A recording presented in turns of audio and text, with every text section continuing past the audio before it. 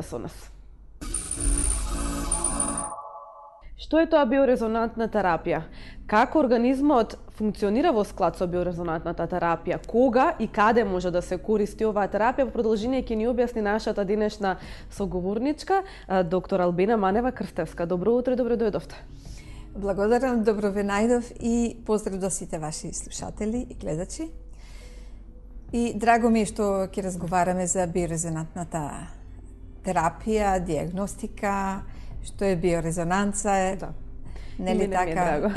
Да, ова е доста интересна тема, јас се надевам и поучна и сите оние кои што можеби за прв пат денеска ќе слушнат што е таа биорезонантна терапија, ќе имаат можност сите на некој начин вие да ги едуцирате, да им покажете уствари кои се се бенефитите од биорезонантната терапија и па и диагноза. Да. Пред да се осврнеме на терапијата и на диагностиката, кажете ми што е тоа биорезонантна терапија или биорезонанца? Значи, биорезонанца представува пред се резонанца. Резонанца представува треперење. Значи, тоа е преначало на животот, све трепери. Ние тоа не можеме да го видиме, меѓутоа е тоа така. А биорезонанца се однесува на резонанцата на сите составни делови на живите суштества. Во случајот разговараме за човечкото тело, значи биорезонанца представува треперењето или резонанцата на сите милиони, не знам колку милиони клетки од кои ние сме составени. Практично, кога ќе се зборува за биорезонанцата, мора организмот, нашето тело, да го замислиме како едно енергетско битие. Добро. И како такво тоа се состои од неколку милиони, повеќе милиони клетки и секоја клетка има свое специфично треперење, односно своја резонанца. И што ми има таква резонанца, тоа значи дека тоа зрачи електромагнетни бранови. Значи, зрачи од себе емитира електромагнетни бранови. Тие се специфични за секоја клетка, за секое ткиво, за секој орган, затоа што органот или ткивото кој се состои од тие клетки, значи зрачи со збирна резонанца на сите клетки заедно. И што тоа значи? Тоа значи дека тоа емитира бран, електромагнетни бранови, кои имаат своја специфична фреквенција, амплитуда и фаза, кои се различни од другите клетки или другите системи, другите органи. Збирната резонанца од сите органи и системи на нашиот организам дава резонанцата на човечкото тело како битие и кое е специфично, секое поединачно, не е исто едно со друго. И освен тоа, тоа значи дека ние околу нас имаме електромагнетно поле. Тоа се во источните, значи, учења се нарекува аура. Добро. Значи, тоа е фактички вашето електромагнетно поле. И комуникацијата внатре во организмот се одвива преку тие електромагнетни бранови и комуникацијата надвор, надворешната средина со нас се одвива преку, значи, тоа електромагнетно поле и преку матриксот во кој се сместени нашите клетки. Значи, матриксот, тоа е меѓуклетичниот простор. Добро. Значи, тој е практично еден течен раствор на кристали. И тука се одвиваат сите можни комуникации. И би сакала да потенцирам дека во колку вие размислувате на тој начин и ги гледате работите од таа перспектива, значи не можете, во колку ви се обрати пациент за било каков проблем, да го тој проблем анализирате независно од целиот организам. Па чак да биде проблем со малиот прст. Јасно. На ногата или на раката. Значи, тоа е секако поврзано со целиот организам, затоа што сите наши клетки знаат во секој момент, значи, што се случува. Значи, има информации, значи, меѓусебна брза и многу прецизна комуникација. Значи, можам да кажам телекомуникација. покрај нервниот систем, хормоналниот систем кои се многу спори, кои си имаат своја друга функција. Меѓутоа, за да има брза комуникација, тоа е можно преку електромагнетните бранови. А основната честичка на електромагнетните бранови е фотонот.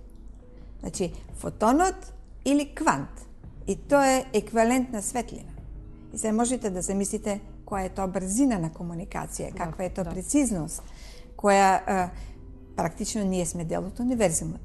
И ние живееме и действуваме, значи, во склад со тие универзални закони. Да, јасно. Значи, тоа е практично биорезонанцата. Сега, клетката е основна електромагнетна единица. Меѓутоа, клетката се состои од јадро, од цитоплазма, од митохондрии, лизозоми, клеточна мембрана. Значи, вака опростено за да можат луѓето да разберат. Значи, секоја клетка има свој тон. Добро. Значи, сите клетки имаат некој тон. И вие можете да замислите како тоа мора заедно да функционира во хармонија. Значи, тоа можете да го замислите како еден огромен оркестар кој треба да на кој треба да отсвири перфектно една убава симфонија. Значи, во колку таа е добра симфонијата, значи хармонична, нашиот организам е здрав и ние делуваме, работиме и живееме еден здрав живот. Меѓутоа, во колку се јави некој дисхармоничен тон, ја пореметува таа хармонија и тогаш организмот бара начин да ја воспостави хармонијата. Значи, организмот има главната особина на нашиот организам е адаптабилноста или прилагодливоста, значи на дејството, на различни дејства од организмот, внатре ендогени и екзогени, и само контролата. Значи, само излекувањето. И тука ова ви го објаснувам за да разбереме како терапијата делува. Да. Значи, јас имам ставени видеи, снимки на одредена апаратура која има улога на диагностика, да прави диагностика и терапија во исто време преку биофидбек, и тоа ќе ви го објаснам. Значи, како тоа, за да можат луѓето да разберат. Затоа што навистина сега е 21 век, е векот на квантната медицина. Значи, таа колку некој сака или не сака тоа да го спречи, таа продира насекаде, затоа што е еден начин на терапија која е 100% неинвазивна и која не може да ви наштети, може само да имате корист од сето тоа, нели така? Така, позитивни резултати. Да. Кажете ми, вие сте исто така ортопед. Како дојдовте до идејата и да работите со биорезонансната терапија? До сега не сме зборувале, не сме имале можност и никош до сега не сме прашала, меѓутоа многу е интересно тоа што како што рековте, тоа е на еден начин квантна медицина. Како дојдовте до таа идеја и зошто баш биорезонанс? Па, тоа навистина е интересно прашање.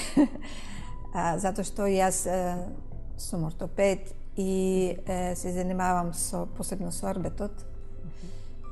Никогаш не сум сакала хемија да давам на пациентите и таква ми е и струката, повеќе на друг начин се помага, особено во она област за која јас сум специализирала, тоа е орбетот, деформатити на орбетниот столб и сите заболувања на орбетниот столб, а затоа што орбетниот столб е столб на нашиот организам, нели така? Само ти ме кажу.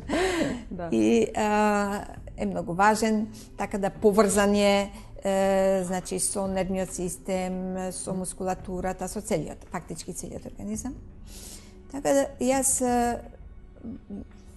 мојот интерес беше како да помогнам на децата со деформитети и многу читав и пребарував. Значи, што е во етиологијата, како да се делува, која техника да се делува, многу оперирав тие деформитети и во секој случај, кога одев надвор на специализација, значи, одев за хируршки техники да научам, меѓутоа учев и други работи, значи, како физикалните процедури, што прават луѓето таму. И таму видов дека многу се користи акупунктура, многу се користат мануелни терапии, хиропрактика, и јас тоа го научив. Значи, акупунктура не сум учила акупунктура со игли и таа. Меѓутоа, се имам само образовано многу и малку по малку стигнав до биорезонансата. Значи, се интересирав околу исхраната и таа ме донесе до биорезонансата и отидов преку фирмата Каливита ми овозможи, значи со нив соработував околу суплементацијата, зашто видов дека суплементацијата помага. Мене ми помогна затоа што имав здравствен проблем. После тоа јас им помогнав и на моите пациенти. И преку нив дојдов во контакт со видни луѓе кои се бават со биорезонанца и кои се едни од основачите, значи кои имаат учествувано во низа клинички истражувања во Германија и во Русија и во Америка. Имаат работено во разни бази, војни бази, кои се занимаваат и многу ја користат биорезонансата. И така 2 години поминав во едукација за биорезонанца и потоа веќе од негде доста години работам со биорезонантна апаратура. Ја користам во терапија, ја користам во диагностика и тоа помага на пациентите и затоа го користам. Зато толку години работите впрочем, така? Да. Тоа е доброто кога веќе ќе почнат работите да делуваат кај луѓето и кога ќе се види оној позитивен ефект. Верувам дека дава уште поголема мотивација за работа. Секако затоа што кај нас некако кога ќе се спомне за биорезонансна терапија, луѓето се уште не знаат точно за што станува збор. Има оние кои што го познаваат тој дел од медицината, меѓутоа некако наидуваат и кон тоа гледаат како нешто табу, како нешто што е... Не, биорезонантната значи, диагностика и терапија е наука. Значи, не е толку нова наука. Значи, нејзините почетоци се со Никола Тесла и со доктор Рајф, кој во 20-те години веќе направил значи, апаратура, направил микроскоп, уште тогаш тој го снимил жив вирусот, сега уште не можат жив вирус да видат. Значи, тој бил еден исклучителен научник, кој е заслужен за многу нешта кои се во оптиката, во авиацијата, во медицината. И тој е основоположник на тие фреквенции кои се викаат Рајфови фреквенции, кои се сега многу користат и многу се популарни меѓу луѓето. Луѓето си купуваат апаратура за домашна употреба, нели така? Меѓутоа, за да разберат значи, како функционира и што прави таа биорезонансна терапија, значи, би сакала да се осврнам на 2 моменти, значи, на 2 големи откритија, кои се едната во 75-та, едната во 78 година, едниот научник германски, едниот амерички, кој открија, кој диригира со тој оркестар. Што го спомнав. Значи, диригира ДНК. Значи, ДНК, значи, и клеточната мембрана. Значи, ДНК представува онај што дава ритам, кој кажува како треба да треперат и да резонират одредени клетки. Значи, дава информации и прима информации како тие фактички тоа го спроведуваат и тој тоа го координира. И клеточната мембрана, која има свое треперење, кое не е константно. Значи, тоа се менува во зависност од потребите на клетката, има и фазни промени во зависност од влијањата ендогени и екзогени, и тоа треперење, резонансата на клеточна мембрана се вика биолошки прозор. Значи, доваѓаме сега до делувањето на електромагнетните бранови, кои носат одредена информација. Значи, за да дојде таа информација, значи, вие пуштате довеѓање на информација од надвор, пример. Значи, тоа може да биде од земјата, зрачење, тоа може да биде од биосферата, може да биде од вас, луѓето меѓу себе, нели така, даваат некоја информација, било каква да е тоа. Дали тоа е топлина, може да биде светлина, може да биде звук, било што. Све е тоа енергија и све е во вид на тие електромагнетни бранови кои носат информација. Таа информација влегува во организмот и таа ќе биде примена само со она клетка која резонира на истата фреквенција со која резонира информацијата. И тогаш тие се вклопуваат и тогаш информацијата проваѓа. Сега, болеста, што значи кога ќе имаме таа дисхармонија? Значи, тогаш дисхармонијата настанува кога ќе имаме пореметување во биокомуникацијата. Пореметувањето во биокомуникацијата може да настане на ниво на матриксот, значи меѓуклеточниот простор, или на ниво на клетката. Значи, на ниво на клеточната мембрана. Значи, клеточната мембрана да има затворен тој прозор, да не може да пројде информацијата, или да не може да има блокади на ниво на меѓуклеточниот простор, или таа информација да биде многу да ја биде намалено дејството заради дејство на некои пропратни, нефункционални електромагнетни бранови кои може да ја попречуваат.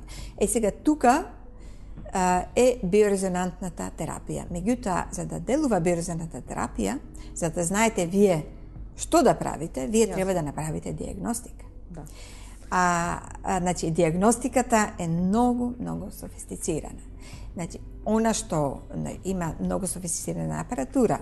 Значи, јас ви имам прикажано два вида на апаратура. Едната е од руско потекло, едната е од америчко потекло. Значи, руската апаратура е користена за потреба на астронаутите. Добро. И на нејзи работен врвни научници во Русија години. Значи, таја дава тродимензионален биоскенер, е фактички тоа. Меѓутоа, дава многу информации. Значи, зависи од вашата едукација. Добро. Колку ја знаете и медицината, и колку знаете и енергетска, значи, медицина, и колку знаете во врска со енергиите, значи, вие можете тоа да направите еден заклучок од сите тие информации што ги добивате и да го усмерите, да знаете каде треба да делувате кај пациентот, на кој начин. Така. Нели така? Значи, дава информации дури за биохемиските случувања. Затоа што биофизичките процеси се претходат на биохемиските. Значи, може да даде многу информации околу тоа кои патолошки микроорганизми се, кои паразити се, што се случува во кој орган, во кој дел, да речеме, на мозочното ткиво. Ви ја дава сликата, пример на желудник или слика на бубрезите, и тоа не е слика на вашите бубрези, меѓутоа дава одредени точки во кои кажува клетката како функционира. Значи, дали функционира нормално, има 6 степени. Дали функционира нормално, дали има некоја голема репродукција, значи големо размножување на клетките, дали има потреба од суплементација, или дали е патолошка. Значи, дали е патолошко функционирање на таа клетка. Значи, и вие можете, значи, апаратурата има можност, тие електромагнетни бранови, значи, ги чита, ги филтрира патолошките и ги враќа. Значи, како информација, кажува на клетката, дава информации како таа треба да функционира, дека таа не функционира добро. Јасно. Оно што е интересно е што кај биорезонантната диагностика, всушност, уште пред да се појават првичните симптоми за одредена состојба или болест, таа ги покажува, така, првите знаци дека нешто не е во ред со организмот или дека нешто не е во ред со тој дел од телото. Значи, таа покажува пред да можеме да видиме нешто со најновата медицинска апаратура. Значи, покажува. Значи, може да се види, значи, каков е метаболизмот, имунолошкиот систем, како функционира гастроинтестиналниот тракт, и зошто не функционира, значи, дали има стрес. Значи, дали стресот е поврзан со некоја психосоматика. Добро. Значи, околу стресот многу помага, особено за разни психички и психосоматски заболувања, а и психички депресии, анксиозности, стравови. Нели така, тие се едни и од причините за појава на многу за блокади во транспортот на тие електромагнетни бранови, на биокомуникацијата. Ја реметат биокомуникацијата. Значи, биокомуникацијата во голем дел мислата е ремети. Значи, во голем дел емоциите, силните емоции, силните стресови, силните стравови, исчекувања, напнатост. Тоа е во голем процент е причина за многу страдање и заболувања на луѓето. Да не кажуваме и други информации кои се наследуваат и така натаму. Мислам за тоа. Значи може тоа да се покаже за наследноста, дали постои потенцијал да се Може многу работи да покаже од каде потекнуваат, на кое ткиво делуваат, каде е блокадата. Многу работи, така да може вие да видите, да речеме, како делува стресот на кардиоваскулниот систем, на дигестивниот тракт, на невровегетативниот систем. И можете и во моментот, дури тоа правите диагностиката, да направите биофидбек. Значи, да пуштите информација, а можете тие информации да ги структурирате, значи, во течност или во шеќер или нешто така, значи во алкохол, значи кој е приемчив за информации и да му го дадете на пациентот како хомеопатски лек. Така да се го конзумира. Значи, можете да користите гранули хомеопатски кои се без информации и тука да ги импринтирате тие информации и практично преку апаратурата вие давате и лек. А другата апаратура, америкската апаратура, Infinity програмот е нешто сензационално, значи нешто исклучително добро. Диагностиката се прави, значи на 3D диагностиката се прави преку мозокот, слушалки се ставаат, значи преку мозокот идат сите информации. Добро. Затоа што одреден дел на мозокот е поврзан со одредени органи и затоа што комуникацијата, ви кажав, е страшно брза, значи може да се направи нешто за многу брзо. За многу брзо. За 1 час до 2 вие можете комплетно да направите скенер. Целата диагностика на телото? Целата диагностика на телото е да видите. Има кратки програми, има подолги програми, се што сакате, се разбира во зависност од потребата. Infinity програмот, значи информациите ги зема со тоа што бара слика, фотографија ваша, и бара глас. Значи, вие треба нешто, некоја позитивна афирмација да кажете во тек на неколку секунди. И тој прави обработка на сите тие податоци, посебен алгоритам, не знам. Многу е тоа, значи сложено. Да, доста сложено делува. Меѓутоа дава панели, таму ги покажав, можда луѓето ќе може да видат.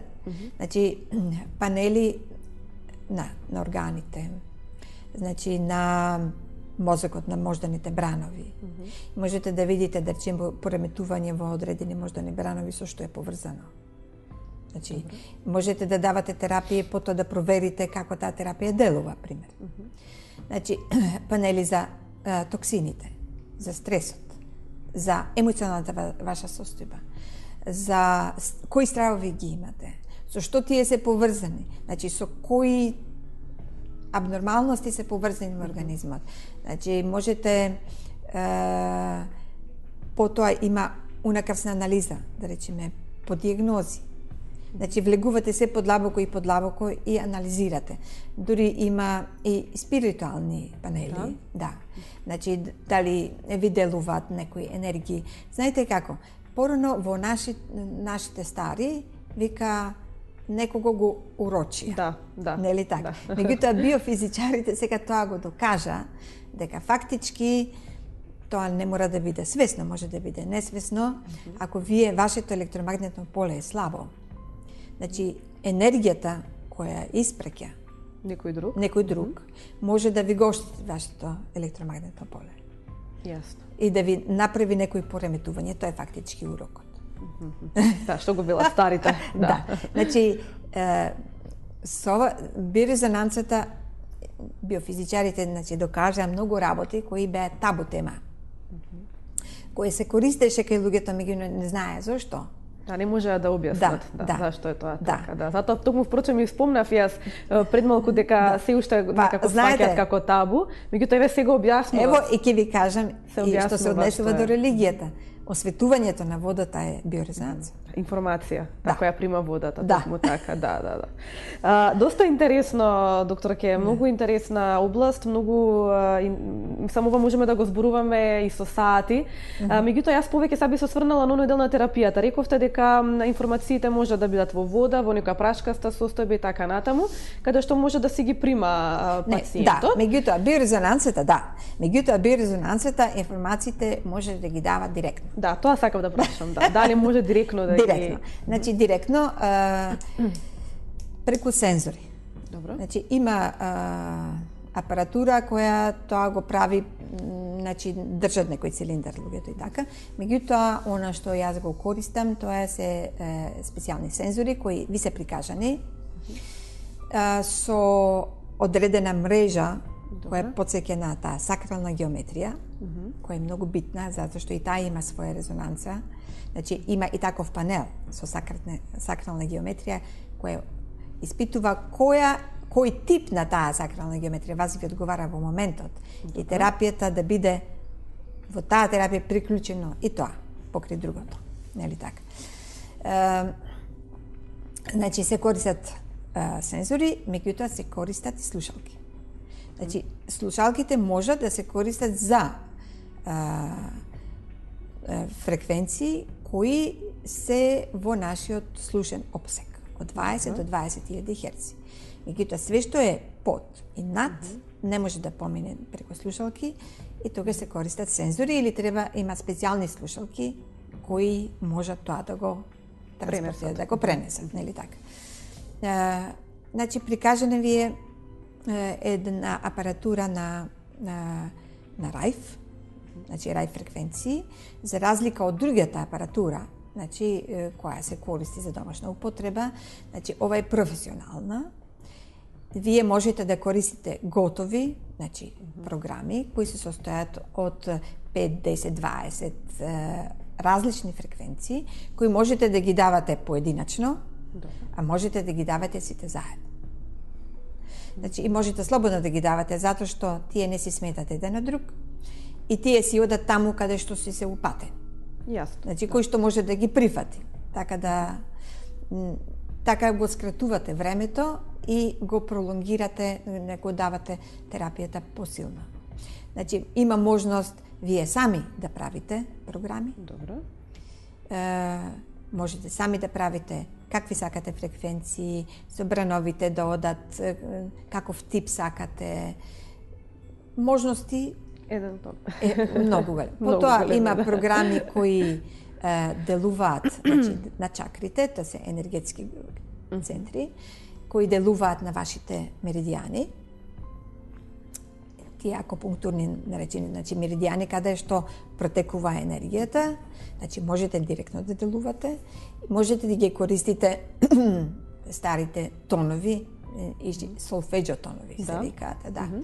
Значи тие солфеџо тоновите практично се оние кои ги користат во молитвите, значи во старите манастири и будистичките манастири и во нашите во одредени молитви така натаму, григоријанските, тие нивните псалми, значи тие ги содржат тие, значи солфеџо тонови кои се фактички и лековити, кои делуваат на организмот, го синхронизираат, значи ги коригираат одредените аномаличности во биокомуникацијата. Така.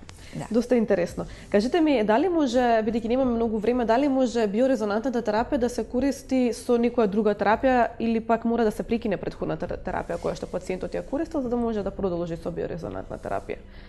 Постои ли некоја можност на комбинација? Значи, биорезонантната терапија, од моето искуство, јас никош не ја давам сама за себе. Добро. Значи, јас правам анализа на целиот организам и одиме со исхрана, во колку има потреба суплементација. Ја користам и комбинирам со хомеопатска терапија. Хомеопатијата исто е информациона терапија. И енергетска терапија, све енергетска терапија. Меѓутоа, сета таа терапија не може да се комбинира со препарати кои се направени во фабрика, синтетички. Значи, може да се користи со билки, со билкова терапија, надворешна, внатрешна и така натаму. Значи, тоа е природен начин на лекување и не се комбинира со други лекови. Исклучително може, дури се ослободат ако пациентите долго време примаат одредени препарати и полека дури се ослободат и тога се прави детоксикација, ослободување на токсини од организмот, чистење, прочистување, се прави исто така психичка детоксикација. Ја мислам значи, на мислите, значи ослободување од лошите мисли, значи ослободување од стравови. Значи, колку е потребно за да се, да речеме дека човекот, дека делувала таа терапија кај човекот, колку време е потребно или тоа индивидуално кај секој човек? И зависи од која состојба претпоставува. Во колку се работи за пореметување кое има, значи, оддавна се, значи, со години, тоа не може преку ноќ. Меѓутоа, за акутни состојби, многу брзо делува. Значи, меѓутоа, за такви состојби кои се каде што организмот е влезен во некој лабиринт, значи се труди, се мачи да се ослободи од баран начини, споредни, вакви, такви. Значи, вие прво треба да направите добра анализа, да видите од каде да почнете. Јасно. Али преку ноќ сигурно не може. Да. Биро. Тука би сакала да ви се заблагодарам. Ние немаме многу време, толку ни дозволува емисијата. Темата е, како што реков неколку пати, доста интересна и можеме со сати да зборуваме за биорезонантната терапија. Јас многу се радувам што ете иде науката напред и што ете има можности кај луѓето и како да помогне, па и на еден поприроден нормално начин, каде што не мораме да ги земаме оние, како што рековте, синтетички лекови кои што колку што се добри, толку се и лоши од друга страна. Да. А кај биорезонантната терапија нема несакани ефекти. Нема несакани, нема. Доктор Албина, тука би сакала да ви се заблагодарам што прифативте да бидете дел од емисијата Второ мислење. Ви благодарам и на вас.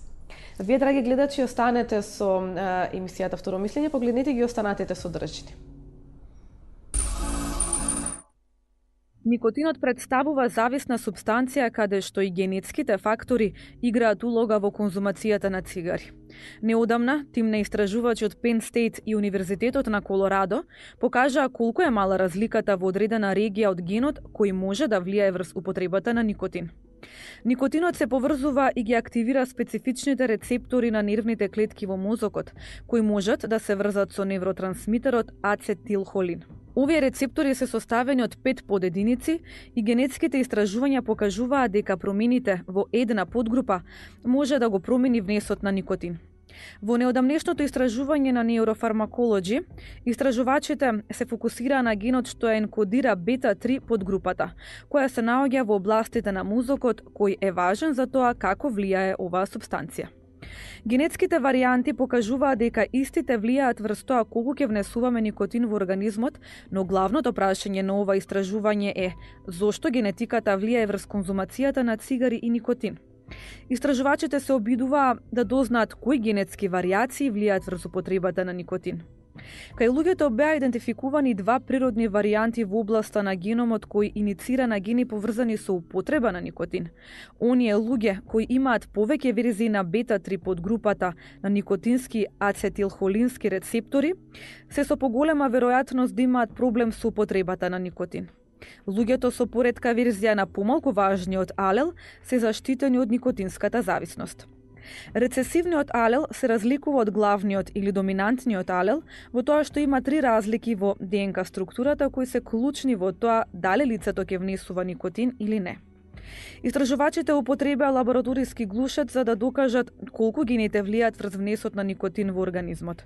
Тие употребеа генетско-инженерски техники за да отстранат една или 2 копии од бета-3 генот, а потоа мереа колку глушецот сака никотин.